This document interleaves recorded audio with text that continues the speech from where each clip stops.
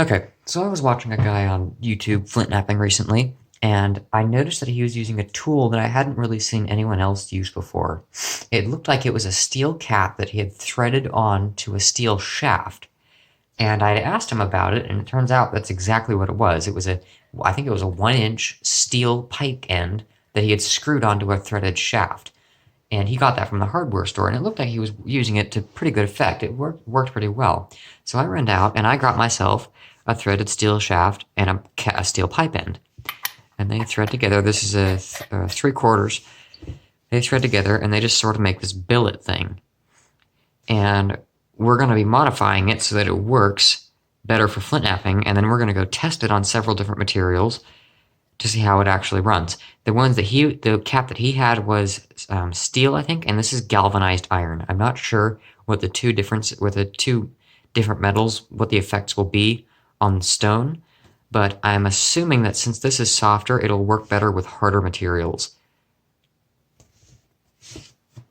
Okay, so I've got it in the vise, and I'm gonna go ahead and take a file to this lip right here. That's not really desirable for flint knapping. You want to have a nice, smooth, rounded surface on the billet end. Alright, well that got old fast, so I just ran down to the grinder wheel and took the wedges off that way. It took me like 10 seconds. But now, we've got a very usable billet cap.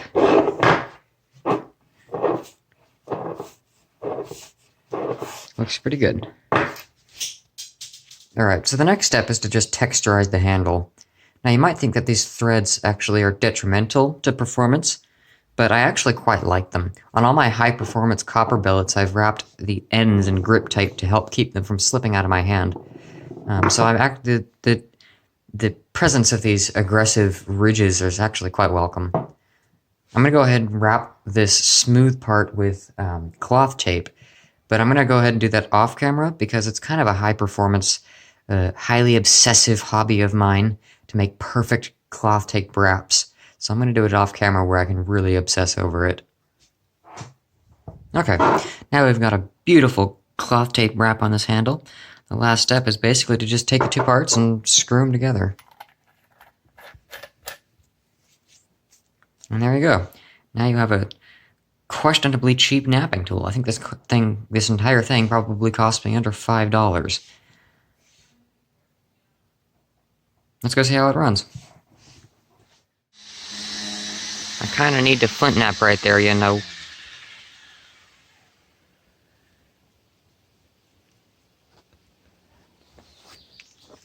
Alright, so I'm out here at the flint knapping pile, and I've got the iron-capped billet that we made, and I've brought some materials that we can try it on, starting with the easiest to work, in my opinion. This is mahogany obsidian.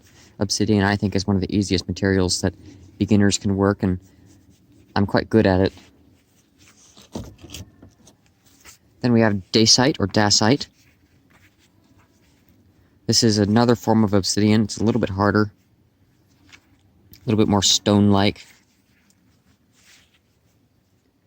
Then I brought some Keokuk chert. This is from Oregon. I think all of these are from Oregon except for one. And I think this is going to... In fact, I actually know that this will work really well with this because I tried it in a live stream earlier that you can actually go watch on Twitch. And it worked quite well. And then this is by far the hardest stuff I've ever worked. This is some mystery chert from Arizona. I used to find a lot of it back there, and it is very, very hard, very tough, very strong. And we're gonna see how this galvanized iron cap will do. I'm not gonna be knapping a lot. I'm just gonna be testing a few blows to see how it works.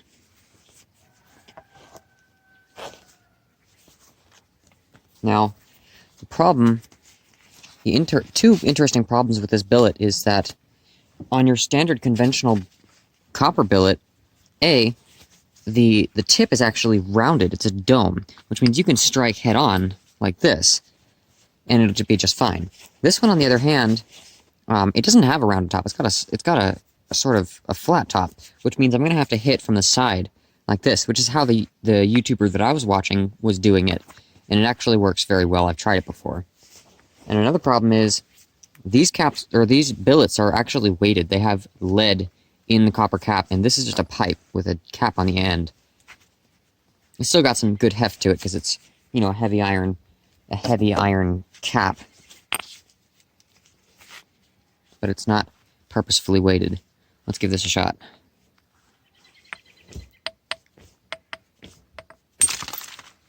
Okay.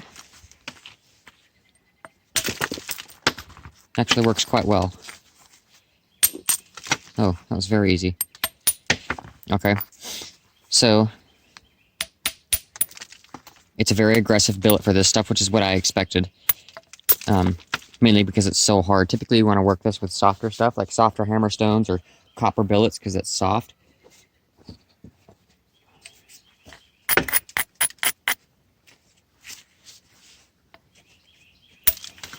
Yeah, let's try a larger hit.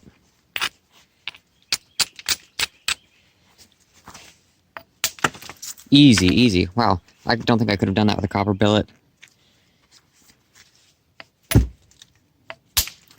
Okay, I actually like this quite a lot.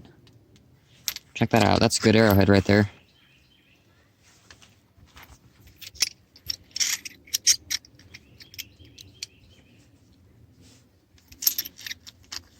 Very cool, very nice. I'm getting carried away. That's another good arrowhead. Overall, I really like this billet for obsidian, and I will be using it in the future. Next up, we've got the dacite, which is the slightly more stone-like version of obsidian. That was mahogany obsidian, not black. This is basically a more solidified stone-like version of black obsidian. Let's see how it works.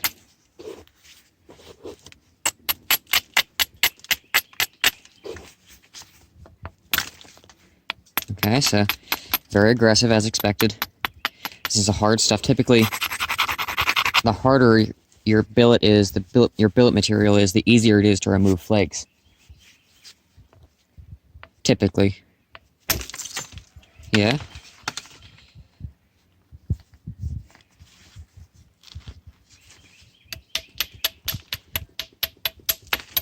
Makes that interesting donk sound when you actually hit with it.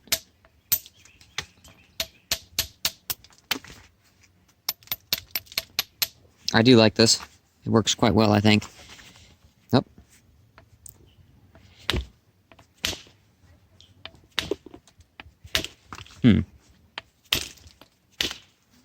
It's a really, really steep platform. Probably not very good for hitting. I'll trim it a little bit more.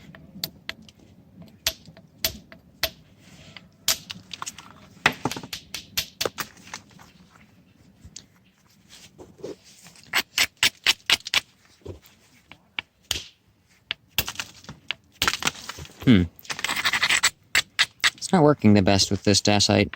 It doesn't want to seem to take large flakes. I only like to take small ones.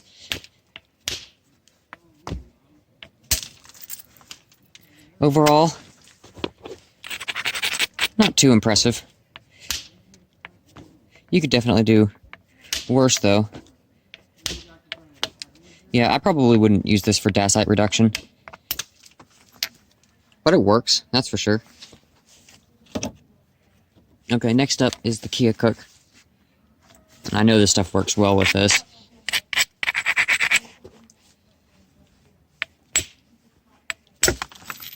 Very well.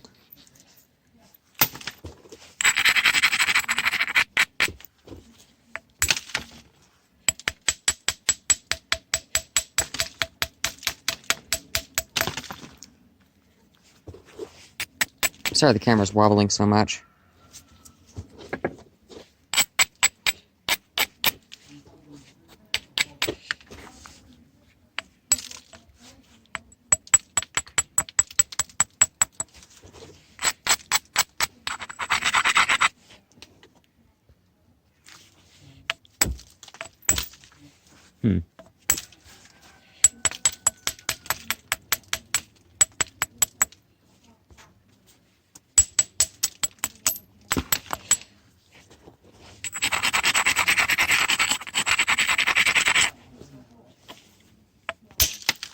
Yes, this stuff works quite well with Geocooked shirt. That is a fantastic flick for an arrowhead. Very aggressive. It's got some nice colors in it.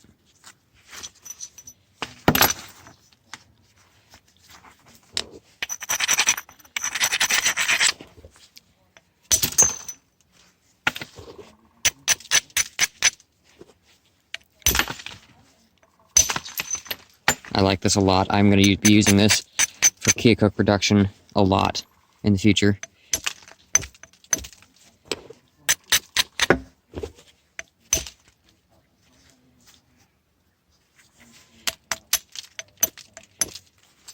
Overall, very good. I'm going to be using this for Keokuk in the future. Alright, we've moved on to this rock right here. Let's see how this goes.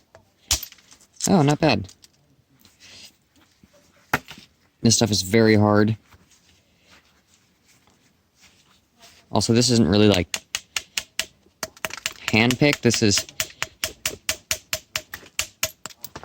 kind of just off the ground. I don't live in Arizona anymore, but I brought a lot of this rock with me.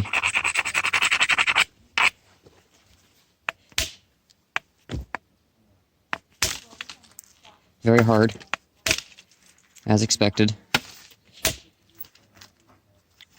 But it actually works well better than anything else I've ever tried.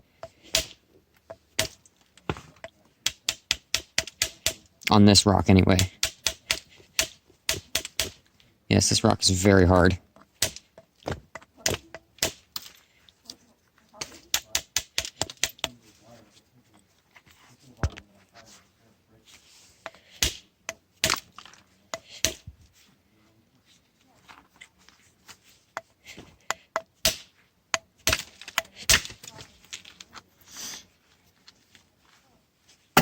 Overall, I wouldn't want to work this rock anyway, but if I had to, I probably would choose this, mostly because it's hard and it works better than anything else.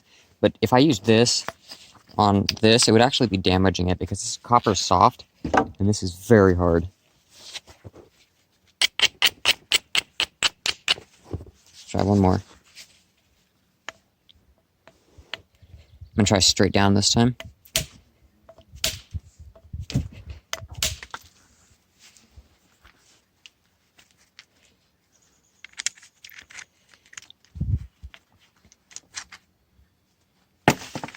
You can see those fossils in there. That's pretty cool.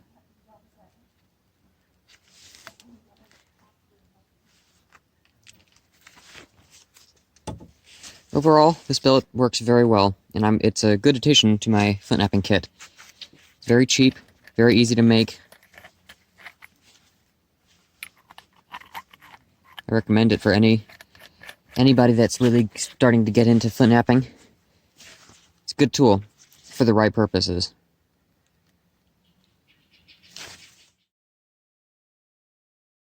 I think that these aggressive threads might be detrimental. You win.